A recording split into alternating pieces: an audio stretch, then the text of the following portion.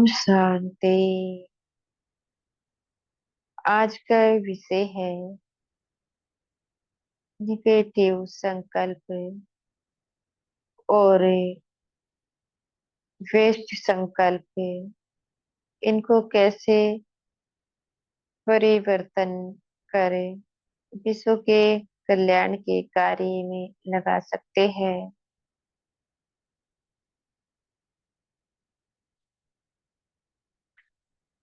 जो व्यर्थ संकल्प होते हैं और नेगेटिव संकल्प होते हैं, पहले उनको जानना है। व्यर्थ संकल्प,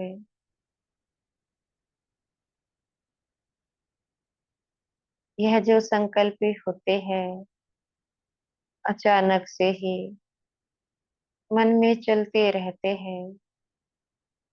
कभी स्वयं के प्रति, कभी दूसरों के प्रति मन में अचानक से आने की इनकी बाढ़ सी लग जाती है। आत्मा कोशिश भी करती है ये संकल्प न आए, पर फिर भी आते रहते हैं। इनके आने के भी कई कारण होते हैं, वे कारण जानना है। कारण जानने से पहले जो नेगेटिव संकल्प होते हैं उनको भी जानना है। नेगेटिव संकल्प जब या तो स्वयं के प्रति कमजोर संकल्प रचते हैं, या फिर दूसरों के प्रति कमजोर संकल्प रचते हैं, उनको नेगेटिव संकल्प कहते हैं। जैसे कि स्वयं के बारे में कह देना, मैं आत्मा कुछ नहीं कर सकती हूँ, मेरे से ये सब नहीं होता है। स्वयं के प्रति भी चिंतन करना, फिर अपनी कमजोरी को किसी और से भी बतलाना, तू क्या किया। अपनी कमजोरी को स्वयं भी सुनाया और दूसरों को भी सुनाया। जब इस प्रकार से सुनाते हैं, ये संकल्प वायुमंडल में फैल जाते हैं। फिर होता क्या है,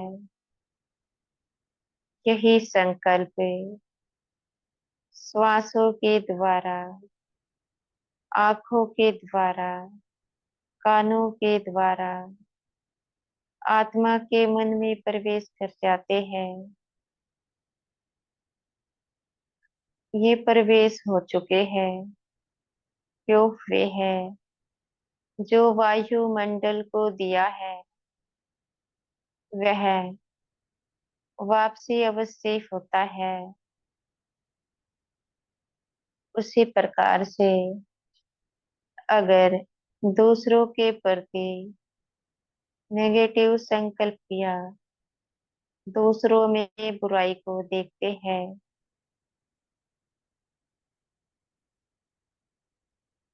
उस बुराई का चिंतन स्वयं में भी करते हैं और दूसरी आत्माओं के सम्मुख भी करते हैं, इन्हीं को नेगेटिव संकल्प कहते हैं। जब इस प्रकार से इन संकल्पों को रचते हैं, यह भी वायुमंडल में फैल जाते हैं। ये संकल्प भी वायु के द्वारा आत्मा में प्रवेश कर जाते हैं, क्योंकि आत्मा जीवन जीने के लिए श्वास लेती है। श्वासों के द्वारा, कानों के द्वारा, आंखों के द्वारा ये शरीर में प्रवेश कर चुके हैं और आत्मा के मन में भी प्रवेश कर चुके हैं। जो वायुमंडल को दिया जाता है वही वापसी होती है। तो वायुमंडल को क्या खिलाया है? व्यर्थ और नेगेटिव संकल्प। वह फिर कई गुना बढ़कर अपने पास आते हैं, क्योंकि वायुमंडल को अशुद्ध किया है। वायुमंडल में कौन सी चीजें आती है वह भी समझना पड़े। पृथ्वी तत्व, जल तत्व, अग्नि तत्व,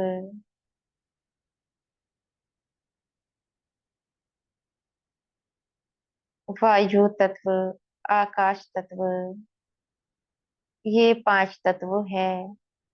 या फिर इनको कह सकते हैं पांच प्रकार की मिट्टी। इन पांच तत्वों से शरीर की रचना होती है।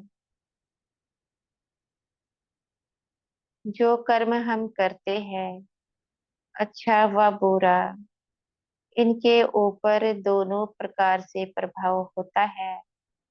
अच्छे कर्म का अच्छा प्रभाव होता है तो हमें शुद्ध वाइब्रेशन से प्राप्ति होती है।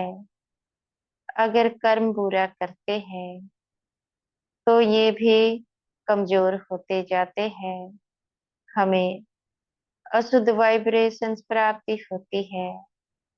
जब हम श्वास लेते हैं, जो हमने इनको खिलाया है वही प्राप्ति हमें होती है।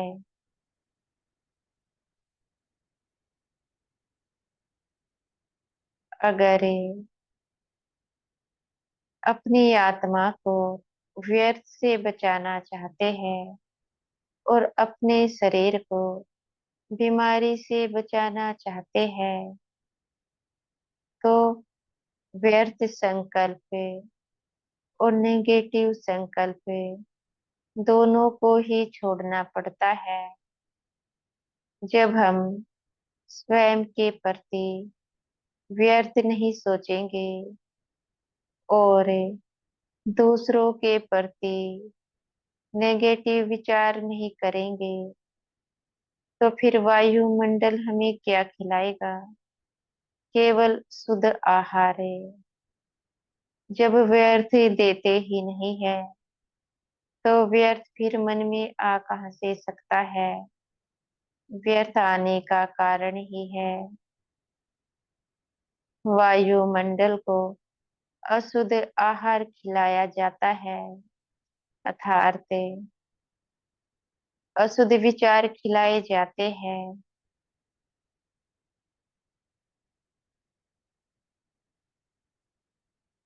इसलिए कहावत भी है, जो देंगे वह सब वापसी मिलता है। तो जो भी हम वायुमंडल को देते हैं वह इसी प्रकार से वापसी होता ही होता है। यह स्वयं को सोचना है। अब तक जो हुआ समझ नहीं थे, लेकिन अब चिंतन करें।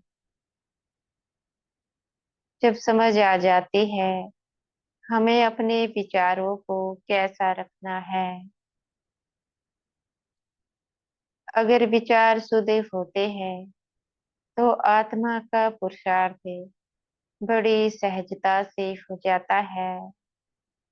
अगर विचार अशुद्ध होते हैं तो कभी भी स्वयं का परिवर्तन कर ही नहीं सकते हैं। समय देखना है, कितना थोड़ा समय है। दिन प्रतिदिन व्यर्थ विचारों की बाढ़ लगती जाती है। जैसे जैसे दिन बीतते जाएंगे व्यर्थ विचार और नेगेटिव विचार बढ़ते जाएंगे।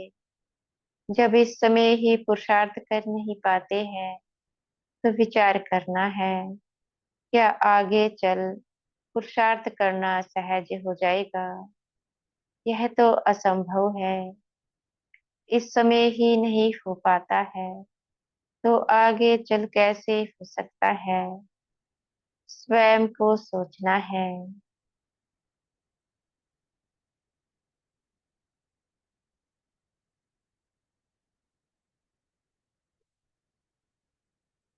अच्छा। ओम शांति।